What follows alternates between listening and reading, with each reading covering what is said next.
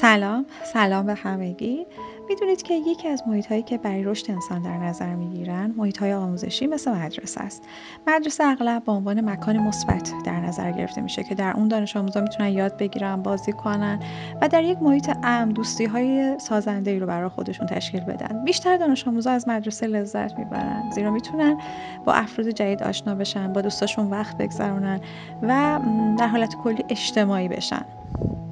با این حال مدرسه میتونه برای سلامت روان دانش آموزان یک عامل منفی هم باشه. من سوگل هستم و اینجا کانال مهارت‌های زندگیه. در ادامه میخوایم ببینیم که در مدرسه ممکنه چه اتفاقایی بیفته که بر سلامت روان دانش آموزان تأثیر منفی داشته باشه.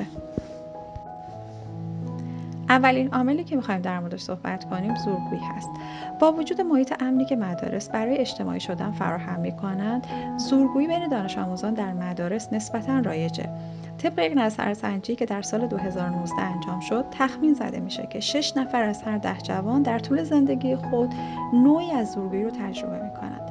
قربانی زورگویی بودن میتونه به طور منفی بر سلامت روان فرد اثر بذاره. یک مطالعه نشون داد که قربانیان زورگویی اغلب اعتماد به نفس پایینی دارن و در معرض خطر بیشتری برای ابتلا به اضطراب و افسردگی هستند، به دلایلی مثل انزوای همسالان و حتی سوء استفاده های فیزیکی.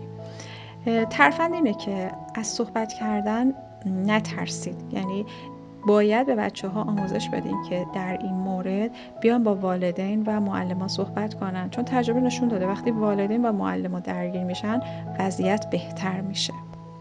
دومین عامل استرس ناشی از نمره و معدل هست. استرس از درس میتونه به سلامت روان فرد آسیب برسونه. یه وقتی بچه خودش انتظار داره که نمره خوب بگیره و یه فشاری رو خودش به خودش وارد میکنه. یه وقتایی هم هست انتظارات معلم و والدین این استرس رو به بچه وارد میکنن که تبدیل به اضطراب در دانش آموز میشه. خب اگه بخوایم چند تا راهکار بدیم که در این موارد دانش آموزا باید چیکار کنن، اولین راهکار اینه که سعی کنن با معلم یه ارتباط موثری داشته باشن. تحقیقات نشون داده شده در چنین مواردی ارتباط موثر با معلم خیلی کمک کننده هست. یا اگه در یک مبحثی از درس ضعف دارن، سعی کنن از یه نفر کمک درسی بگیرن یا بتونن مطالعات گروهی با همکلاسی‌های خودشون داشته باشن و همینطور ارتباط داشته باشن با همسالانی که مشکلات مشابهی روبرو هستن. اینا همه کمک میکنه که دانش آموز میفهمه تنها نیست و میتونه از راهنمای دیگران هم استفاده کنه. اون چه که مهمه اینه که ما باید به دانش آموزان این مسئله رو بفهمونیم که اگرچه نمرات عنصر مهمی از تحصیلات ما هستند، اما تنها عاملی نیستن که آینده ما رو تعیین میکنند. یکی دیگه از مواردی که تاثیر منفی روی روان بچه‌ها میذاره تکالیف زیاد هست. تکالیف بعد از یک روز طولانی مدرسه هیچ کمکی برای دانش آموز نیست، به دلیل اینکه بعد از مدرسه دانش آموز باید زمان کافی داشته باشه که استراحت کنه. داشتن این فکر که یه سری کارهای ناتمام داره باعث میشه که از اون زمان استراحت خودش هم هیچ لذتی نبره. این یکی دیگر از دلایلی هستش که منجر به ایجاد اضطراب در دانش آموزان میشه. یکی دیگه از عواملی که در مدرسه باید بهش توجه بشه بحث اجتماعی شدن دانش آموزان هست. میدونید که دوستیابی در مدرسه برای همه دانش آموزان امر کاملا طبیعیه، چرا که نداشتن دوستان در مدرسه میتونه واقعا سخت باشه. ممکنه تنهایی رو القا کنه به دانش آموزان و احساس حقارت در اونها ایجاد کنه. احساس اینکه هیچ کس نمیخواد با اونها دوست بشه نیز میتونه به اعتماد به نفس و عزت نفس دانش آموزان آسیب وارد کنه.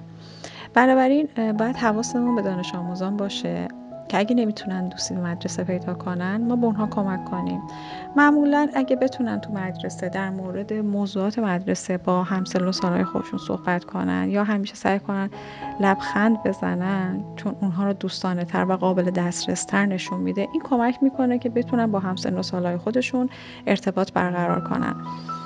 میدونید که ساعتهای طولانی بچه ها باید تو مدرسه حضور داشته باشن و این ساعتها بدون حضور دوست میتونه خسته کننده باشه. سالها پیش یک سازمان خیریه در آمریکا از دانش آموزان مدارس یک نظرسنجی انجام داد و ازشون خواست که بگن در مدرسه چه احساسی دارن. 39% دانش آموزان به سادگی پاسخ دادن که خسته هستند و 29% پاسخ دادن که استرس دارن. محققی که این مطالعه رو انجام میداد هشدار داد که چنین احساسات منفی میتونه بر توجه، حافظه، تصمیم گیری، عملکرد مدرسه و زندگی اجتماعی جوانان تاثیر بذاره.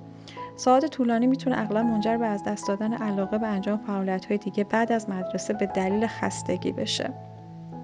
نکته‌ای که ما باید بهش توجه کنیم اینه که اگه در اطرافتون دانش آموزی دارید که بعضی وقتا از محیط مدرسه خسته است و میخواد در موردش صحبت کنه، لطفاً در مقابلش مقاومت نکنید، حداقل به حرفاش گوش بدید، چون همین گوش دادن به حرفاش به کاهش استرس روانی اون کمک میکنه.